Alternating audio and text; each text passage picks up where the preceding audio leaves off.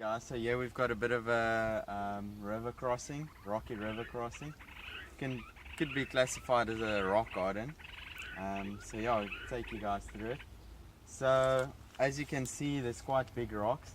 They won't move too much, so that's the first thing you should do, is check what type of rocks and if the rocks are in the ground or just laying on top of the ground. And then what you want to do is just identify the straightest line as possible. And also the smoothest. So yeah.